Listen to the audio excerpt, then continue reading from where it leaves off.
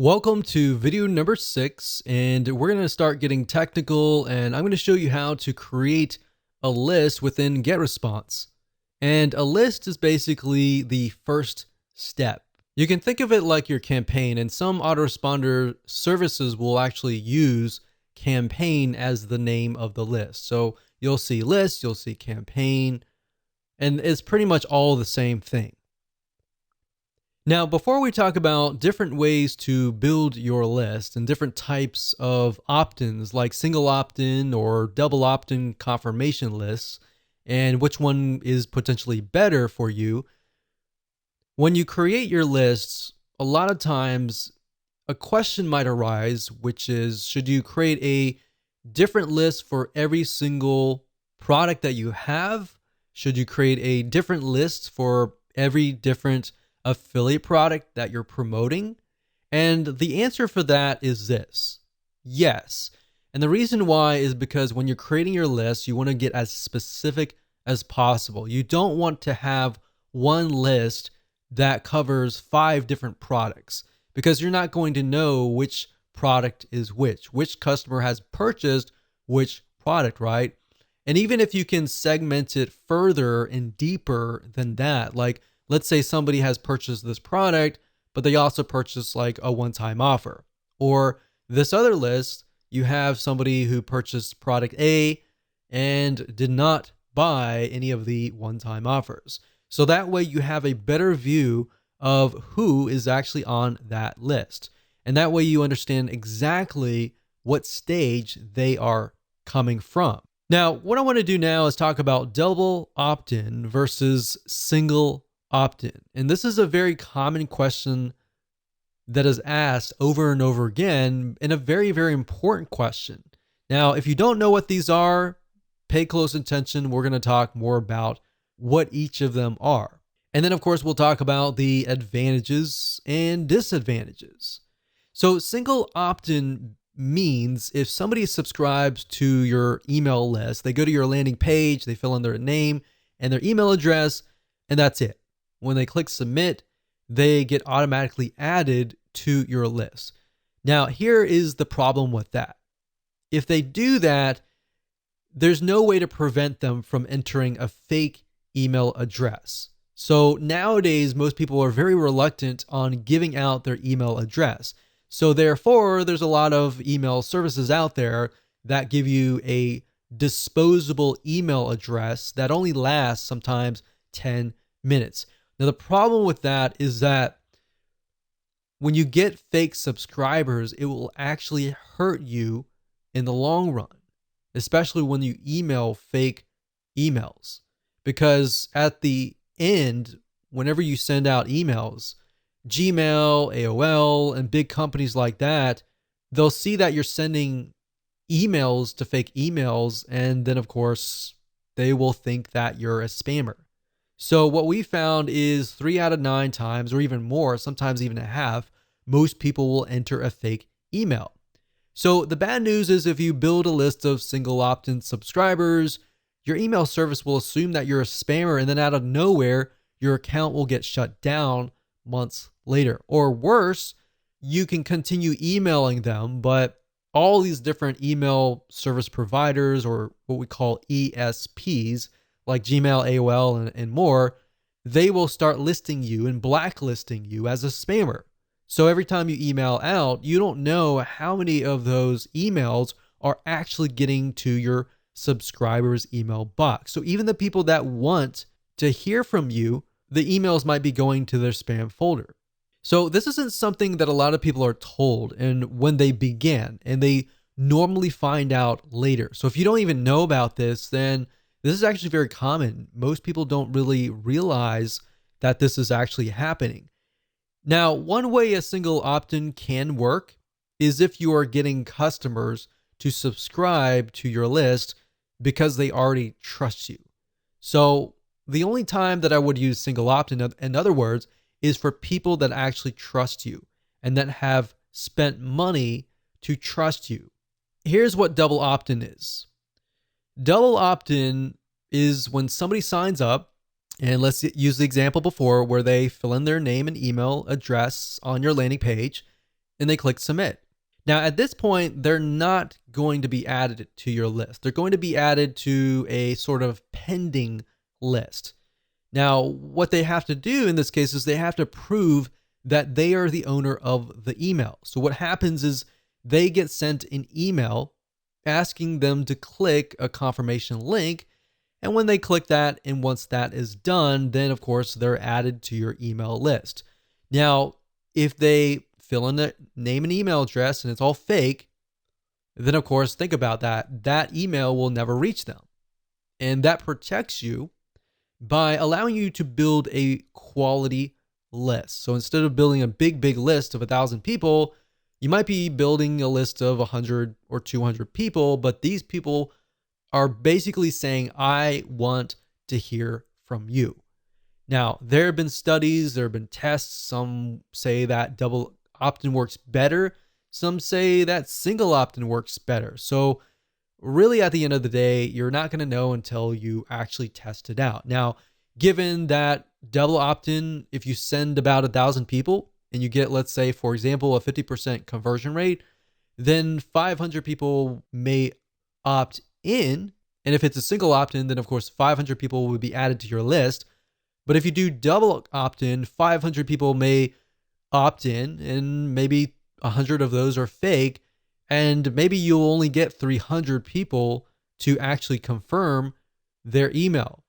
But at the end of the day, what we found is double opt-in actually converts better. You're going to get a higher conversion rate, higher open rate, and higher click-through rate.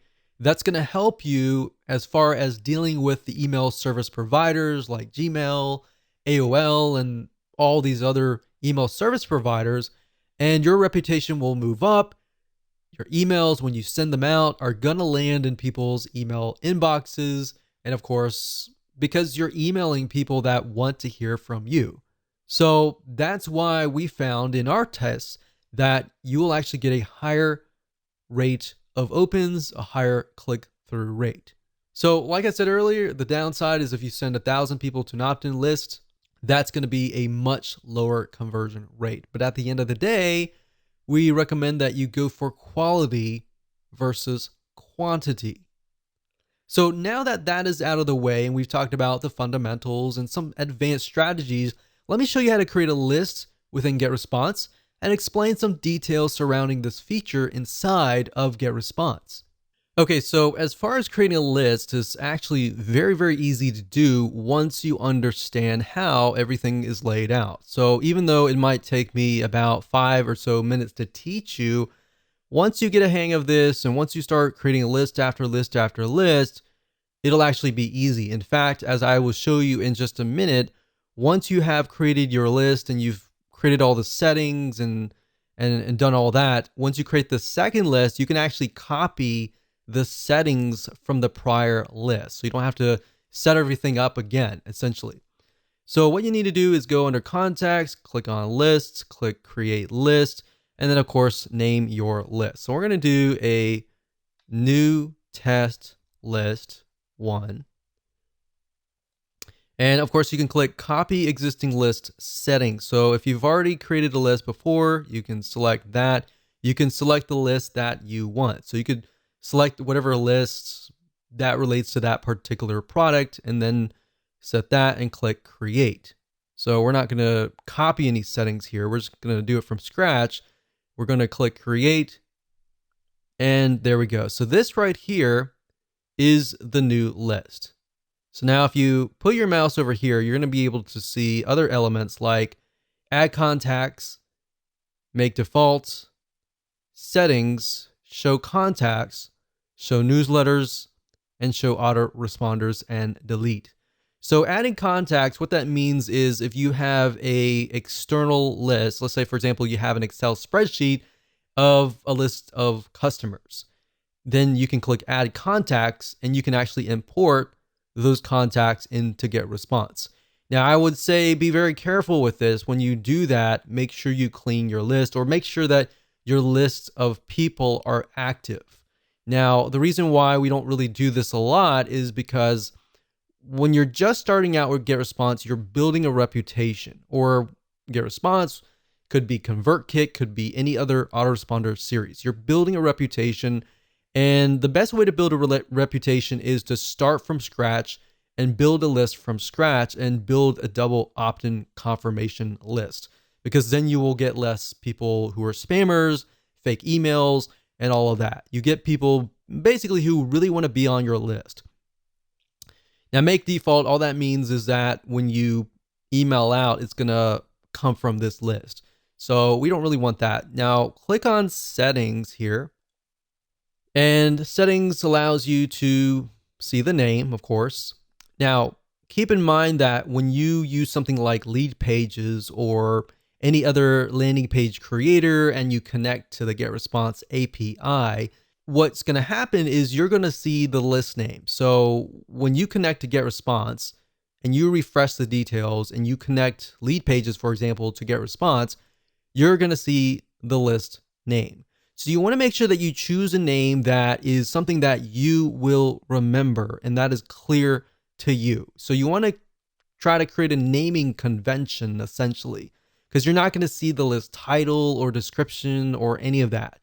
So what you could do in GetResponse, however, is create a list title and description so that if you ever forget what the list name is, then you can always refer back here and figure that out.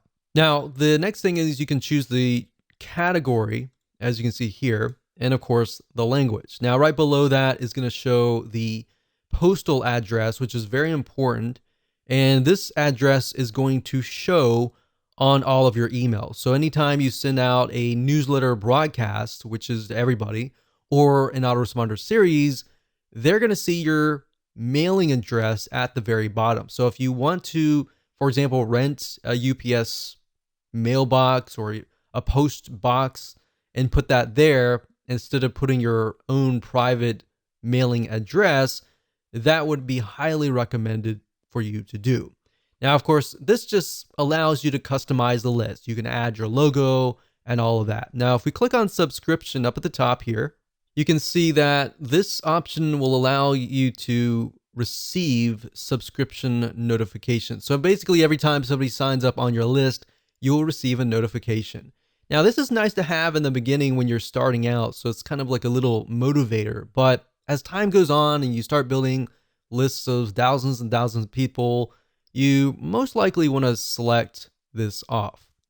Now, what this here, it says require extra confirmations, double opt-in. What that means is the double opt-in list. Now, if you select this here, what that will do is whenever you create a web form and somebody signs up on that web form, they will be required to obviously confirm that they are real. So we highly recommend that you do that. Now, API subscriptions, what that means is that if you're using a third-party system like Leadpages and you're connecting through API and somebody signs up through there, unless you select this, it won't be double opt-in. If you deselect this, then it'll be single opt-in. So that's the main differences between these two.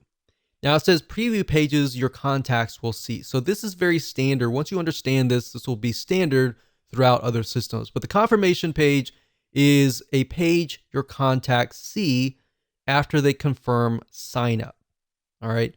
So if somebody were to sign up via the web form and they click the confirmation link, they'll be sent directly to this page. And then, of course, the unsubscribe page is the page whenever they click the unsubscribe link. So unsubscribe success page basically means the page your contacts see after they unsubscribe. And of course, newsletter directory, your newsletter archive page. We don't really use that unless you want to show people all of your archives. And of course, you can tell the system where you want to host your confirmation page, either getresponse.com or a custom URL. So if you don't want to use getresponse.com's standard page and you want to use your own page on your own domain, you can select this and send them directly over to there.